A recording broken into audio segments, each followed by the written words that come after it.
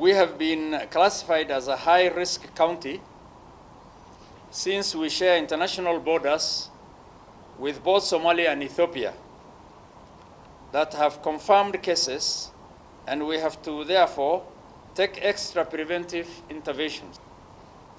The county government of Wajir has set up an isolation and quarantine facility at Wajir County Referral Hospital, and whereas the private health facilities in Wajir town have also set up isolation wards. We shall continue to put more facilities at the sub-counties and border points. We have provided 2 standby ambulances for transportation to our quarantine facility. We are in partnership with the national government